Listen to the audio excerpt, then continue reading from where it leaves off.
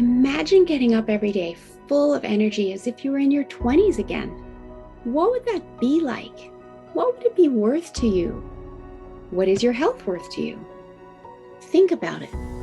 Your health isn't everything, but without it, everything else is nothing.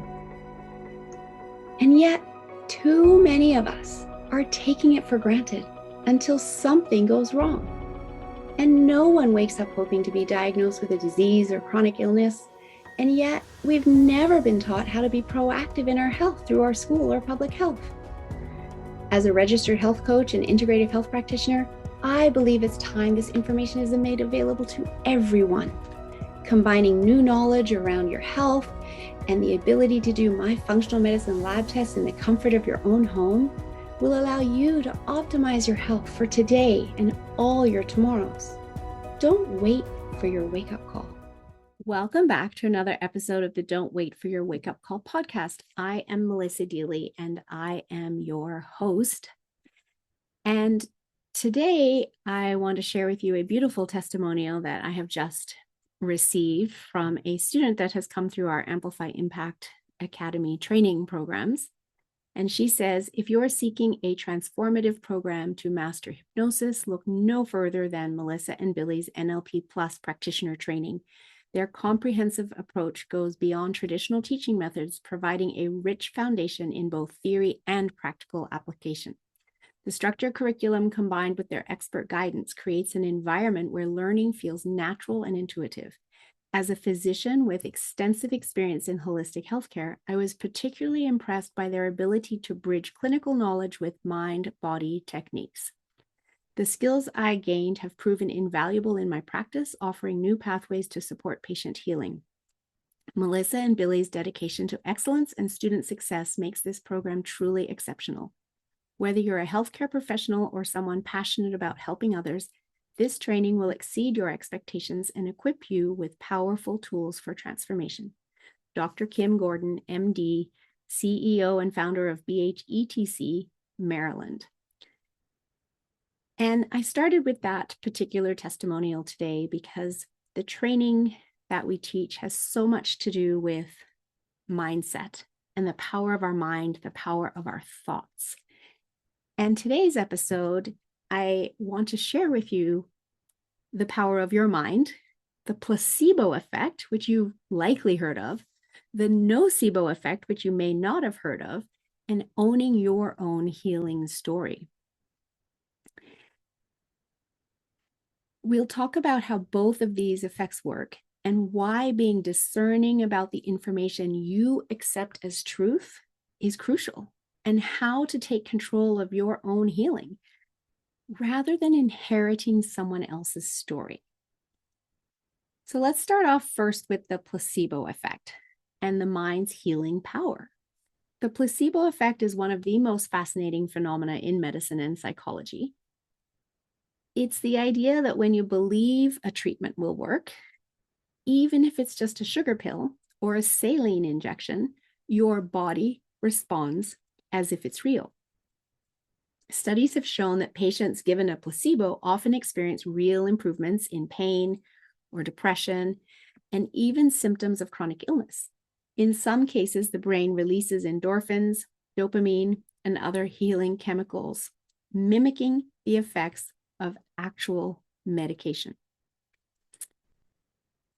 There was a study done by Dr. Irving Kirsch, who was a researcher at Harvard Medical School, and he conducted a meta-analysis, which is a study combining data from multiple clinical trials of antidepressant drug trials that were submitted to the FDA.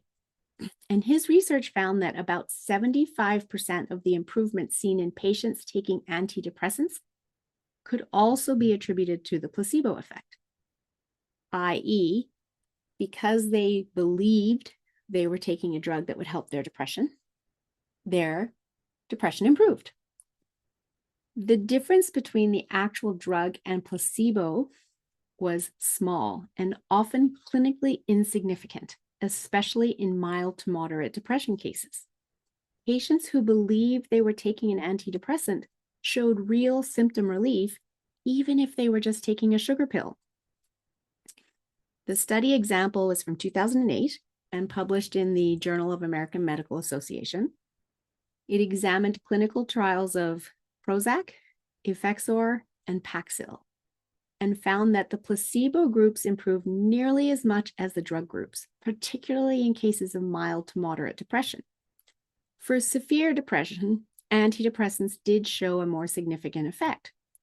However, for the mild cases, the placebo response was almost the same. And so, understanding this may have you approach depression differently.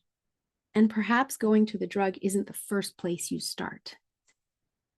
We can look at the health of our gut, because it's in our gut where serotonin, our feel-good neurotransmitter, and dopamine, our motivation neurotransmitter, are produced. And if our gut isn't healthy, then perhaps our body isn't producing enough serotonin and dopamine for us to feel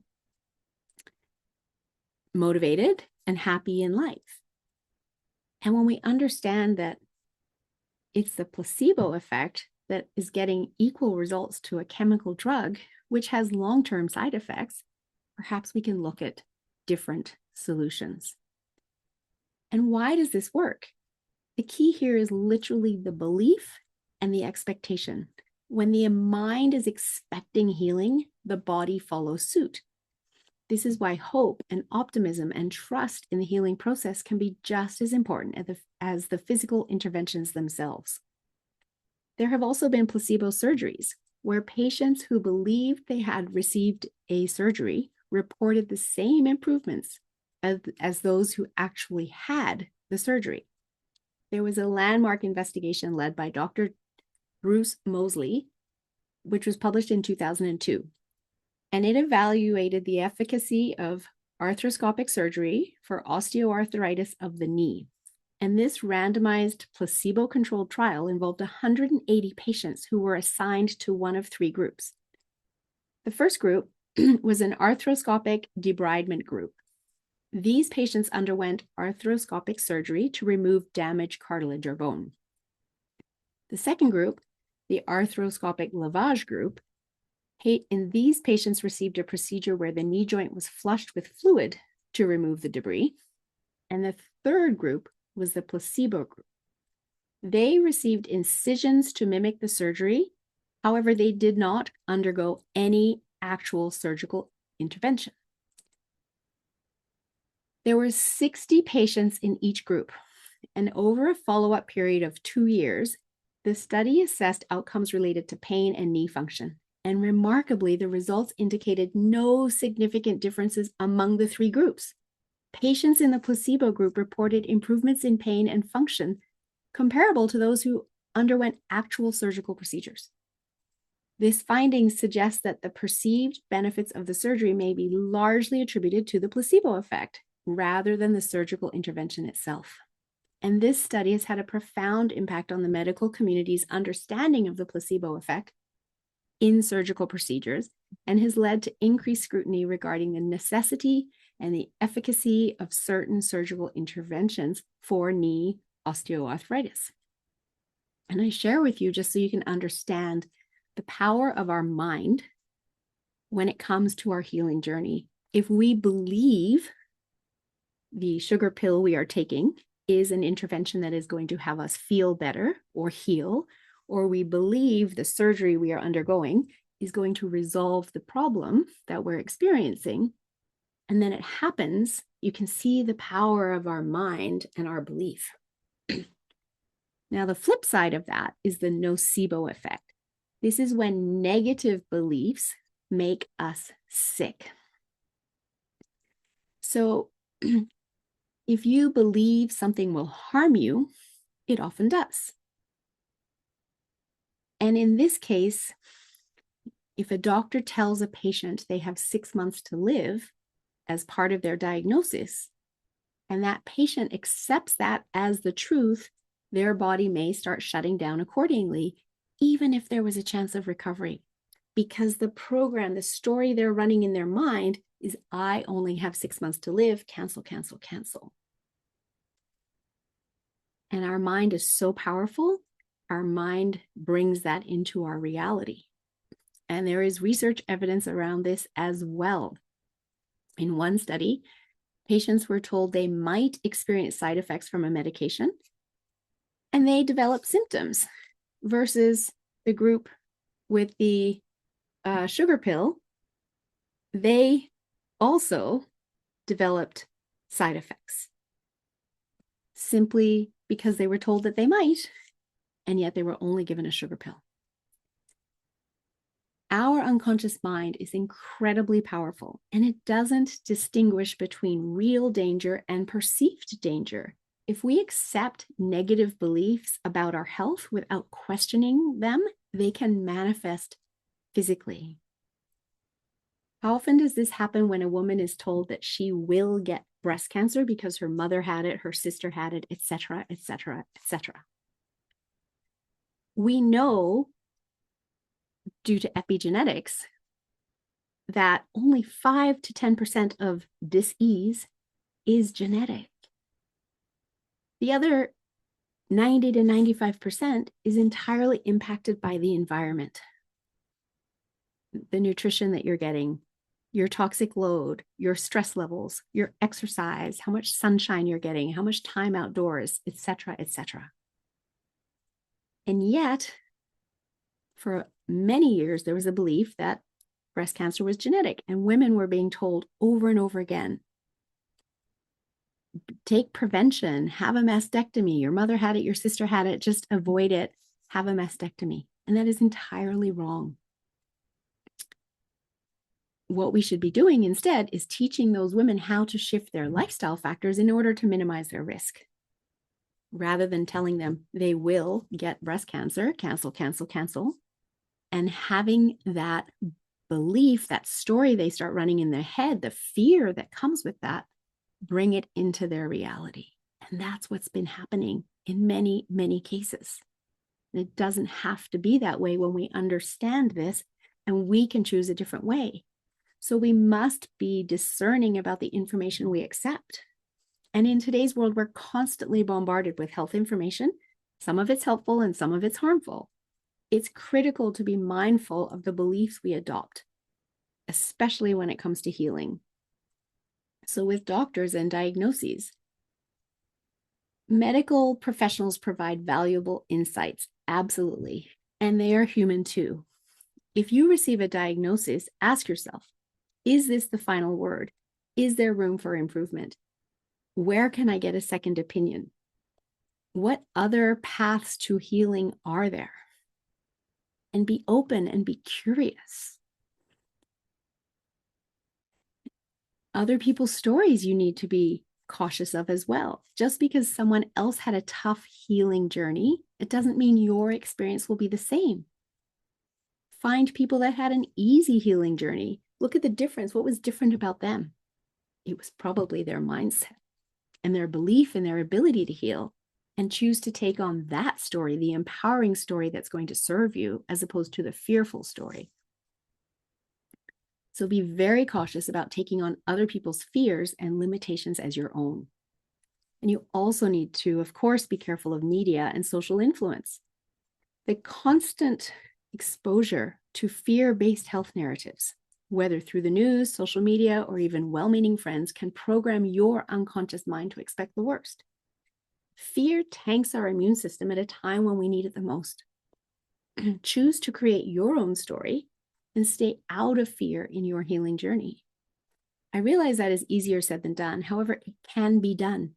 I know because I've done it myself just last year in my own cancer diagnosis of a metastatic malignant melanoma. Go back to episode 171 where I share that story. I used all my tools, including timeline therapy, to release my limiting decisions, including fear and doubt, so that I could move forward in confidence and create my own healing story. Your healing journey is yours. It is up to you to filter out what doesn't serve you and focus on empowering beliefs. So, how do you create your own healing story? Well, instead of passively accepting what others say about your health, take control of your narrative. Be aware of the stories you tell yourself. Are you reinforcing a belief that healing is possible, or are you stuck in a cycle of fear and limitation? Choose empowering language. Words have power. Instead of saying, I'm sick, try, I'm healing. There's the Emile Coué mantra, an auto-suggestion that he developed that says, every day, in every way, I am getting better and better. Take that on. Recite it, believe in it in your healing journey. And avoid owning your diagnosis and taking it on as part of you, using phrases such as, I have cancer, cancel, cancel, cancel. Instead, use phrases such as, I am on a healing journey. Because let's face it, we all are. Surround yourself with positive influence. Spend time with people who uplift you and consume content that reinforces healing and possibility. So often the people around us will offer advice. However, is it the advice you want to hear? If all they know about cancer is that it causes death and you have to do chemo and radiation, they are not informed. They are simply programmed to believe what Big Pharma wants them to believe because that's how they make money. Politely choose to remove yourself from their company and find a network of people who can support your choices. If you need help finding that network, reach out. I'm certainly happy to connect you. And visualize the outcome you want.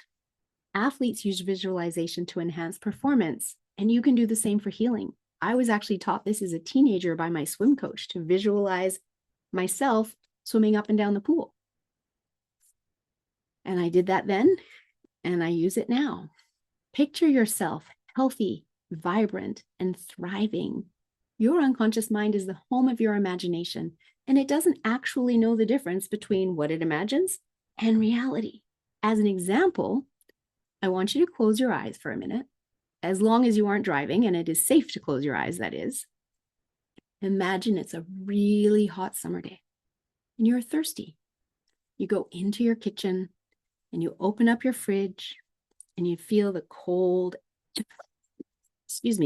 air come out of the fridge onto your body, and you see a large, juicy lemon sitting on the shelf, and you reach for it. And you feel how cool it is to touch. And you feel the little dimples in the skin and how refreshing it is to hold that in your hand. And you close the fridge and you take the lemon to your counter and you get out your knife and your cutting board and you slice that lemon in half. And it's so juicy. You feel the liquid squirt onto your fingers and you smell that lovely lemony scent. And you take one half and you slice it in half again. So now you have a wedge, and you pick up that wedge and you bring it to your mouth and you take a bite out of it and enjoy the cool liquid in your mouth.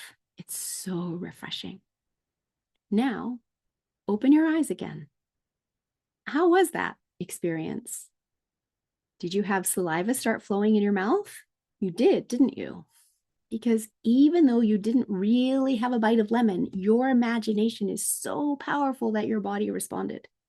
The body is simply a robot of your mind. Your mind can create biochemical reactions in your body.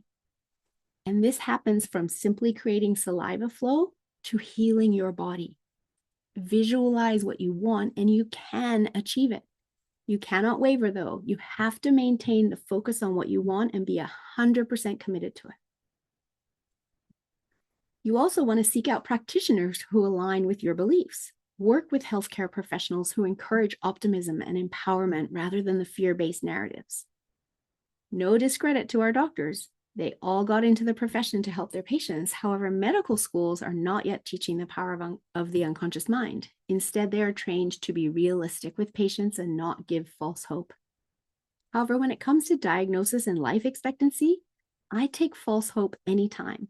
And the realistic part can be giving helpful actions such as change your diet, focus on your mindset, surround yourself with supportive people.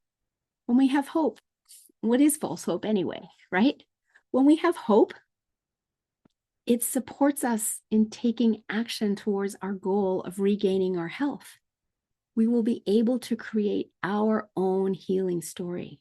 And then it is your responsibility to share that with as many people as possible, so more people can understand how harmful the nocebo effect is and choose their own healing story. That is why I am sharing this podcast with you today, along with my story in episode 171. In fact, it is the impetus behind the Don't Wait for Your Wake Up Call podcast. I bring on guests who have healed themselves with the express purpose of giving you hope and letting you know that it is possible. That is all it takes. If someone else has healed themselves, then you know you can too. Remember, we used to think we couldn't run a mile in under 5 minutes until one person did it. And then in a very short amount of time, another 30 plus people did too, as now they knew it was possible. There are many stories throughout my 209 episodes of this show of people who were told they wouldn't walk again, and they do. Episodes 161 and 196 are examples. To people who have been told they wouldn't live, episodes 153 and 166 and more. To practitioners and healers that can shift your understanding of the power of our body to heal and your mindset around your healing journey. Dr. James Chestnut in episode 137, Dr. John DeMartini, episode 143, Dr. Bruce Lipton, episode 184, and many more. If you need help with releasing your doubts and fears and support in creating your own story, please reach out. I offer breakthrough programs for clients one-to-one, and through our Amplify Impact Academy, we teach the tools to shift your filters and enjoy empowering beliefs and have these skills for life. I use these skills in my own healing journey, and I'm so grateful that I had them because it allowed me to choose my own path to healing and not follow exactly what the surgeon was telling me I needed to do.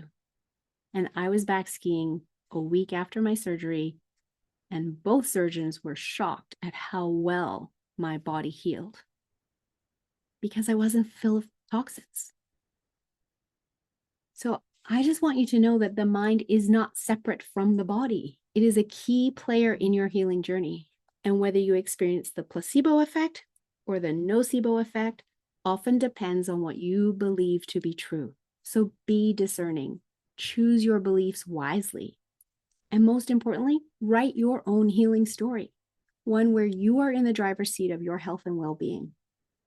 If this episode resonated with you, please share it with someone who needs to hear it.